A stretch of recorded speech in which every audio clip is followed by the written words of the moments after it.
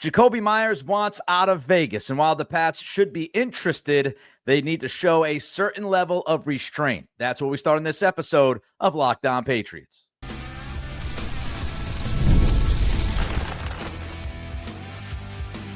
You are Locked On Patriots, your daily New England Patriots podcast.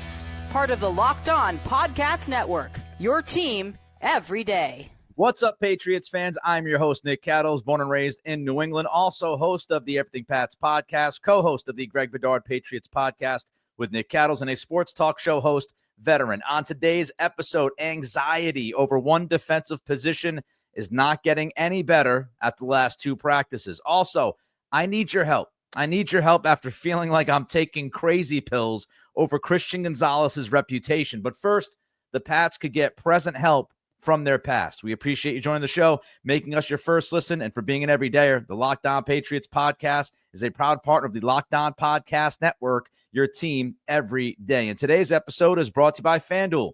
Football season is around the corner. Visit the FanDuel app today and start planning your futures bets now. Ian Rappaport, Tom Pelissero of the NFL Network, both reporting that Jakobi Meyers wants out of Vegas. He has requested a trade from the Raiders. He's done.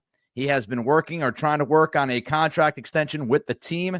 They have been unable to come to an agreement, so Meyers has gone to the team and asked them to trade him. He does not want to be a Raider. Now, of course, as part of this report, we're also finding out Vegas says, yeah, thanks, but no thanks. We're not going to trade you, Jakobi. Now, whether or not this is related, the Raiders on Monday went out and signed Amari Cooper to a one-year deal, which was a very interesting late in the preseason move by Vegas.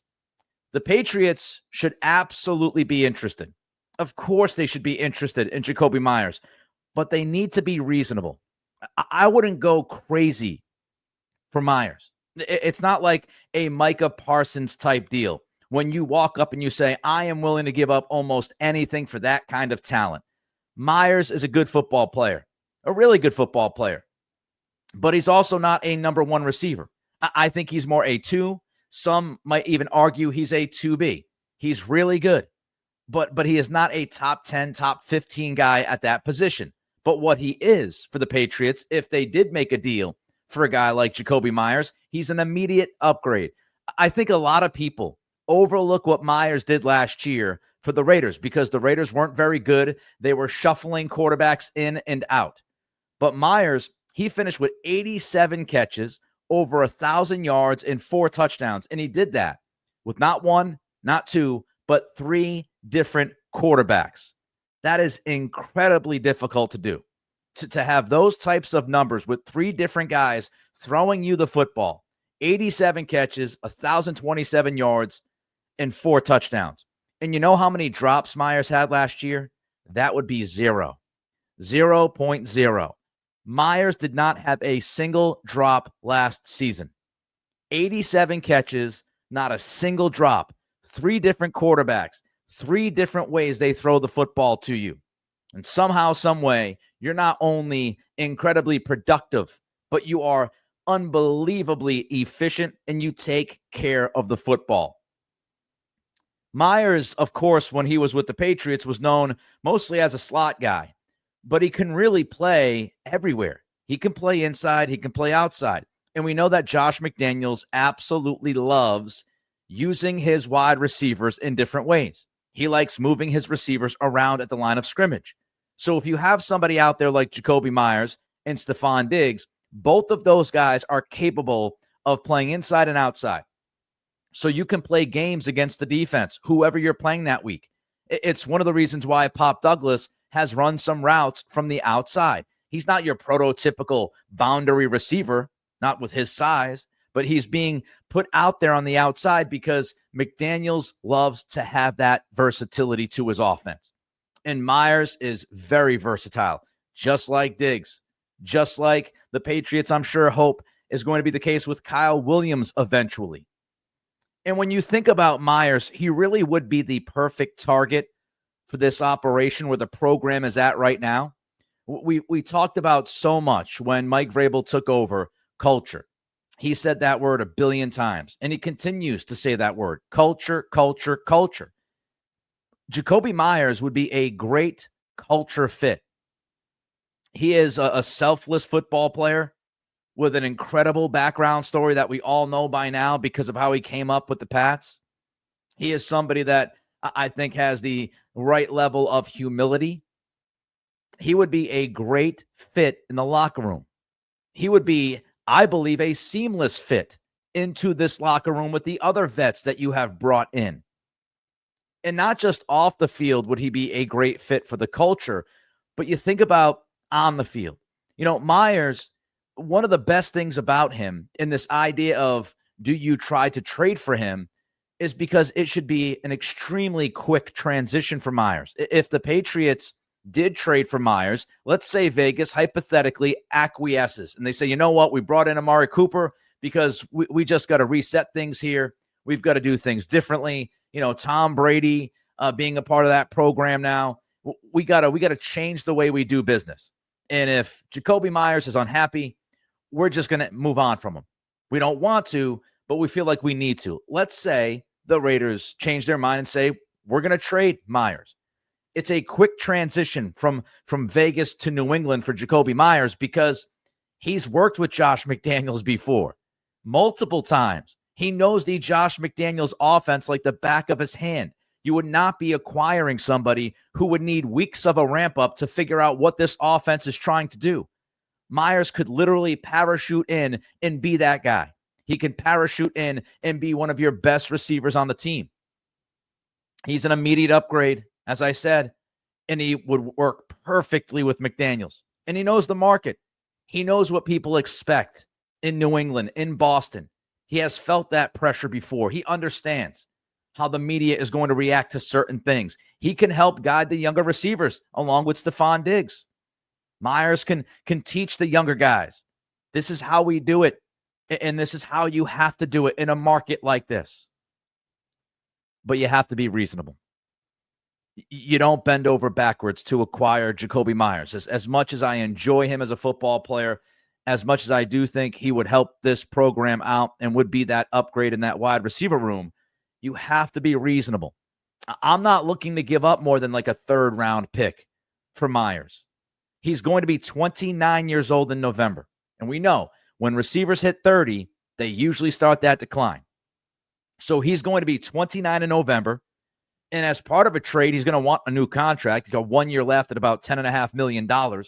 So can you give him the type of contract that he would be happy with? I don't know.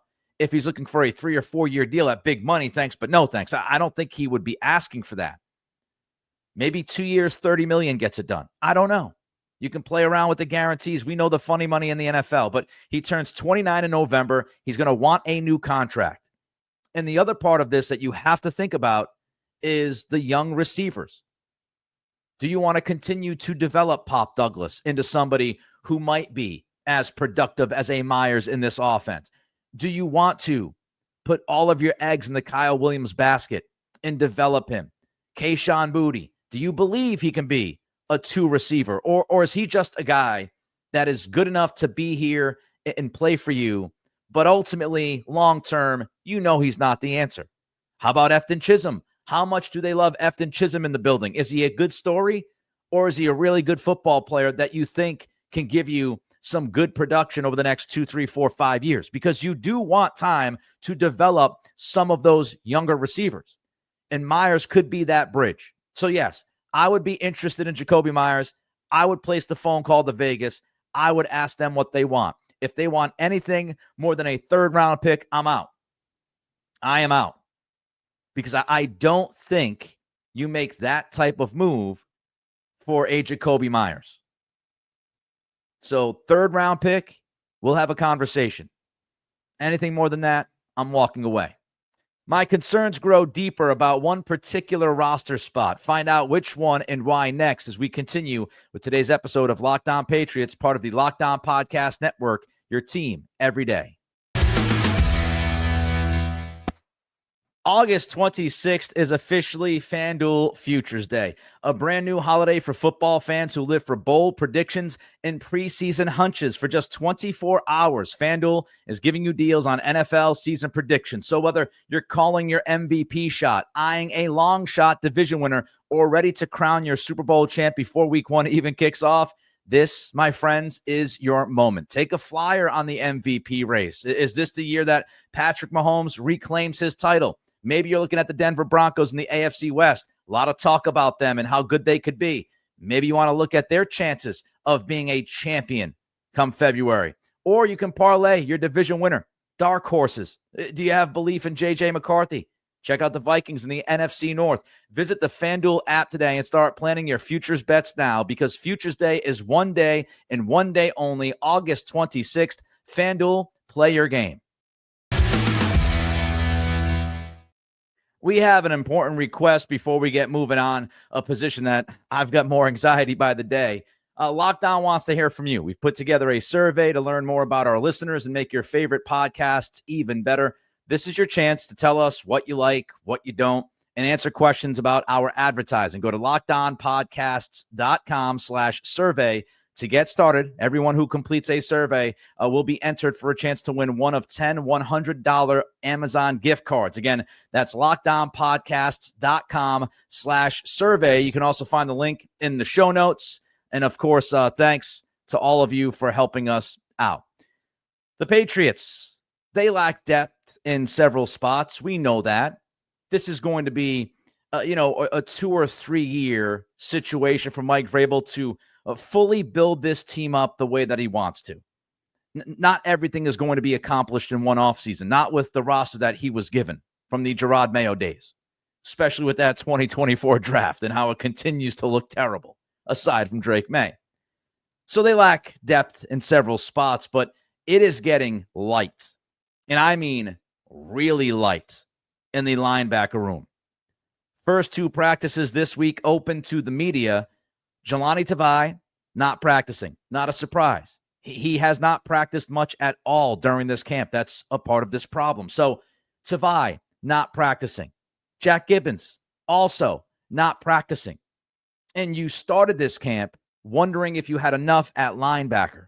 Now 2 of your top 4 guys aren't practicing, and you're less than 2 weeks away from kicking off week 1 against the Raiders. Robert Spillane, I don't have much doubt. He is a legitimate NFL linebacker. I have sung his praises before. He is analytically a darling for some, but he's also going to be 30 years old in December. He also plays a very, very physically demanding position and plays it in a very physical, violent manner. So Spillane, turning 30 in December, has dealt with a lot to his body already, and he's going to be your quarterback of the defense out there. He's going to play a ton of snaps. He's going to be running around the football field like a chicken with his head cut off, making plays. That's what he does. But again, he's 30. And then you've got Christian Ellis. And we might sit there and say, oh, well, Christian Ellis has some potential to be an every down linebacker. But we also have to acknowledge that Ellis played only 49% of the snaps last season. This is a guy that's still learning. 513 snaps last year. So he's still trying to figure things out. And I'm not sure we have a full understanding and a clear picture as to who Ellis will be as a linebacker, as a guy that you're actually depending on. Nice story last year, given a terrible season by the team. But Christian Ellis now is going to be asked to do a lot. With Tavai and Gibbons banged up, now Ellis is your number 2 guy. He's right there with Spillane. And then even if you get Jahlani Tavai back, is he a fit with this defense? He's reportedly lost some weight. He's trying to become a better fit. But is he a good fit? We don't know. Greg Bedard talking to me earlier today, and he said that, watching the New York Giants film, Gibbons looked slow. And maybe that was an injury. Maybe that's why he hasn't practiced the first couple of practices of this week. Maybe we'll get even more information on Gibbons as time goes on. But he looks slow against the Giants, according to Bedard. and now he misses a couple of practices. So what you have is a little bit messy at linebacker. Spillane I'm fine with, but getting older, played a lot of physical football in his life. Ellis, relatively unknown if you're going to ask him to be a full-time guy. Tavai, unknown fit, and Gibbons banged up and looking slow in the final preseason game. You were hoping Monty Rice was going to be somebody that could push the other linebackers on this roster, but he flamed out. He was a disaster against the screen pass in that Giants game. He gave up a big-time play. I believe it was it Washington or Minnesota? I think it was Washington. He gave up a touchdown, 30-plus yards to a tight end, just completely blew the coverage. So he's been cut. He gone. So Monty Rice is not going to be your answer. Marte Mapu, he's transitioning from safety to full-time linebacker. Now, the transition is going pretty well. He played well against the Giants, and maybe he gets this opportunity to play linebacker for you because the rest of the position, you're dealing with stuff. But if you're going to put Mapu out there, you've got to hope that he understands just like that what to do. He's in the right spot at the right time, communicating with his teammates, making plays at the second level, covering tight ends, covering receivers, covering running backs out of the backfield or running backs lined up at the line of scrimmage. So Mapu, transitioning to a different position, just trying to make the team. And then you've got Cam Riley, who is an undrafted free agent. And Riley only started 12 games in his college football career. He played just under 60 games overall. But you're talking about somebody who started for one season as a UDFA. So if he's going to stick on this roster, I mean, that's throwing him into the deep end of the pool immediately if you're going to ask him to give you a contribution at any kind of level. And so you're looking at Mapu, you're looking at Riley, you're looking at Ellis and Tavai and Gibbons. Are they anything more than just names? Can they play? Can they consistently cover? Vrabel was talking about the linebacker position in late July, and I kept this note. It was about a month ago because we've been talking about linebackers for a long time here and how the Patriots need to change their approach with linebackers. Bill Belichick was a big fan of the big, burly linebackers going downhill. Wanted that guy to be 235, 240, 245. Vrabel in late July said this about linebacker, quote, he's looking for ones that can tackle and find the football. Can they blitz? Can they cover? There's a lot of matchups with running backs that people are trying to create. The communication, body types are all different shapes and sizes. Nowadays, I don't think there's a specific size, Vrabel said. It's the ability to do their job. Sound familiar? Can they take on blocks? Can they slip blocks? What are their instincts like? Their ability to tackle not only in the box, but in the open field. They're going to make you play sideline to sideline. I can't tell you how many times I've screamed sideline to sideline over the past few years, watching these linebackers look like they were just stuck in mud, in quicksand. And Vrabel said, to finish his quote, there's a level of versatility that I think is crucial nowadays. Do they really have the versatile pieces? I mean, Tavai is versatile because he can help you on the defensive line. I don't know how much he can help you there now after losing weight. But theoretically, he could help you playing the defensive line. Is Gibbons versatile enough? Mapu should be versatile enough, given he's coming from the safety position, but has he learned his new position well enough that you can classify him as versatile? Again, he looked pretty good in the Giants game, given it was against 2s and 3s, but he looked pretty good. And Cam Riley, he's an unknown, and you're working with raw material there with Riley. And it's going to be tough. It's going to be tough to find somebody who you can say, oh, yeah, that's unequivocally an upgrade over what you have this late in August. I mean, maybe you can pull a trade off. Maybe you can claim somebody, but it's very difficult to make a move this late, couple weeks before the season, plop a guy in and feel like he can do the job. We have no doubt. We're ready to roll. Robert Spillane is one of the most important guys on this team because he's got to stay healthy. If Spillane gets banged up in any kind of way and has to miss games, then the second level could quickly become a soft middle of this defense. You need Spillane out there. You don't want to move everybody up a peg. Not right now. Not with that room. So, yeah, the anxiety is picking up a little bit at linebacker because of the injury situation and the other questions that we asked during this segment. And hopefully things unfold fine and no big deal. Spillane's great, stays healthy. They find a number 2 guy out of all those other names. Maybe they find a 2 and a 3. Maybe they're better than we think. But I do think it's reasonable to ask some questions about that position. The disrespect. I want to talk about not reasonable, unreasonable.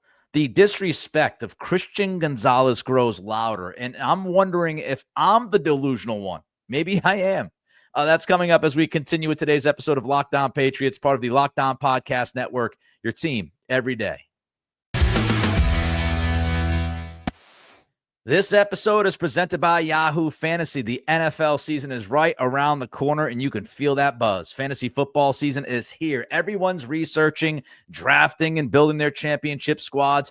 If you haven't joined a league yet, now's the time. It's all happening on Yahoo Fantasy, whether it's your first time playing or you've been around the block forever. Play fantasy football on Yahoo Fantasy. With season kickoff coming up on September 4th, now is the time to start playing Yahoo Fantasy Football, which offers so many fun ways to compete. You want more ways to play? Try the brand new Yahoo Fantasy Guillotine League, where the lowest scoring team gets eliminated weekly until one team left standing. Want to play instantly with friends? Try the new Draft with Friends mode. Prefer the classics? Get your crew together and go head-to-head in a private league. If you have no crew, no problem. Join a public league, the easiest way to play. The NFL season kicks off September 4th, so don't wait. Start your league now and draft at yahoofantasy.com/LockedOnNFL. That's yahoofantasy.com/LockedOnNFL. I feel like I'm taking crazy pills. I really do. And maybe this is just my bias. Maybe I'm being a homer with this one. But Christian Gonzalez is consistently overlooked on the national level. And it's really driving me crazy. I first had a beef with my own brethren of Locked On when he finished somewhere in the 60s behind like 5 or 6 corners, and 2 of the guys were just, frankly, outrageous that they were ranked ahead of Gonzalez. Then ESPN comes out, 10 insiders and analysts, and they tell me that Gonzalez is the 63rd best player in 2025. He's going to be the 63rd best player this upcoming season. Not what he's done so far, but projecting what he's going to do this year, he will be the 63rd player in the league. And then I run into an athletic story, which made me wonder if I was living in an alternate universe. Mike Jones from The Athletic wrote about the top 25 players, 25 and under. The top 25 players, 25 and under. Now, how did they come up with this list? Jones wrote, "We reached out to a collection of front office members, scouts, and coaches, nearly 24 in all, for insight. All were granted anonymity so they could speak freely about the players. The participants were given a list of 35 potential players, many of whom had received all-rookie or Pro Bowl honors, for inclusion. The experts were asked for feedback on where each might rank. The participants were encouraged to nominate any players that they believed had been left out. They also were free to suggest eliminating players they deemed unworthy of inclusion, even if they had made the cut last year." Gonzalez was not a part of this top 25 list of 25 and under players. Gonzalez was not a part of the list. If that's not ridiculous enough, because I find that to be ridiculous. If that's not ridiculous enough, Gonzalez did not even get an honorable mention on this list. Marvin Mims was on this list. I mean, with all due respect, Marvin Mims, I mean, he's not even, let me look up his stats. I mean, what are we talking about here? Marvin Mims, who caught 39 passes last year for the Broncos, he's not even close to being the number one. Cortland Sutton's the number one on that football team. How is Marvin Mims, with 61 career catches, listed as an honorable mention, but Christian Gonzalez, who was a second-team All-Pro last year, is not listed. I mean, this is hilarious. It's hideous. It's confusing, confounding. It's crazy. It makes me feel like I'm crazy. Christian Gonzalez, second-team All-Pro after playing all of 4 games in 2023? Last year, for all intents and purposes, was his rookie season. He played 4 games in his actual rookie season, and he was a second-team All-Pro. But yet he's not on this list. Gonzalez is a legitimate man cover corner. I know, people fall in love with cornerbacks and guys that can be on an island. Gonzalez is actually left on an island a decent amount, especially compared to some other corners that are ranked higher than him. He is a legitimate man cover corner. Quarterbacks completed less than 51% of their passes when targeting Gonzalez last year. Do you think that's good? Do you think that's okay? Let me remind you that Gonzalez played on a team that stunk. I know it's a tough pill to swallow, but it's true. The team stunk last year, and the defense was deplorable. They had no pass rush. The coaching staff was not good. And here you are. Here you are as Christian Gonzalez, only 4 games under your belt as an NFL corner. You walk into that season with a bad team, a bad defense, not much help whatsoever in the pass rush, playing man coverage against some of the best receivers in football, and you finish as a second-team All-Pro, and you can't even get mentioned in articles like this. Like, what are we doing? So how is he overlooked? How is Gonzalez overlooked? Or else I'm just nuts. Maybe I totally overrate him, but I don't think I do. I don't think he's a second-team All-Pro if he's not really good at what he does. So why is he overlooked? Is it because he's quiet? Remember that was the knock on him when he was coming out of college? It was like, oh, well, he's not a big talker, so you don't, like, really? That's what you're going to give me? He doesn't talk enough for you? That's going to be a problem. So maybe it's because he's too quiet. Maybe it's because he's on a terrible team last year. But, I mean, Sauce Gardner was on the Jets, and Sauce Gardner is always ranked ahead of Christian Gonzalez. So I know he was on a 4-win team, but there are other players on terrible teams making these lists. I know the defense was horrendous, but you certainly can't put that on Gonzalez. He did all he could try to do in an effort to make them decent enough defensively. So I just don't get it. And other reputations like a Sauce Gardner, somehow he remains ahead of Gonzalez when, look, last year Gardner wasn't good. He wasn't good. I think he's a very good corner. I think he's a very talented guy. But the only reason why you would put Sauce Gardner on this list and ahead of a Gonzalez is because you believe he's going to revert back to 2023 and be even better than that. Like 24 didn't exist. 24 existed, and Gonzalez was really good in 2024. And I've got big expectations for Gonzalez this year if he stays healthy. I mean, technically it's his 3rd year. It's really still his 2nd, but I do think you'll see like the year 3 leap. I think he has all the tools to be one of the best corners in football. I think he's already getting to that after what he did last season. And I think if he puts together an even better season in 2025, he will be, or at least he should be, regarded as a top 5 corner. Top 3 in my book if he can do what I think he can do. And I think the Patriots pass rush will be better. I think philosophically they're going to be much more aggressive, which will help Christian Gonzalez. I mean, think about how he had to cover those receivers all day, every day, because the Pats couldn't get to a quarterback. And the Patriots will play primetime games this year. They only had 1 last year, which I'm sure doesn't help his case. But I feel like I'm going crazy when I see these lists come out. And Gonzalez, I mean, you can't even get an honorable mention on this thing? Crazy. That wraps up this edition of Locked On Patriots. Reach out to me on Twitter at NickCRadio. And don't forget to throw a comment in on the YouTube channel. And don't forget to help us out. You hit that like button and you subscribe. That will help us out big time. Doesn't cost you any money to do so. Thank you for making Locked On Patriots your first listen. And for being an everydayer for your second listen, check out Locked On Fantasy Football with hosts Vinny Iyer and Kate Maggiuk.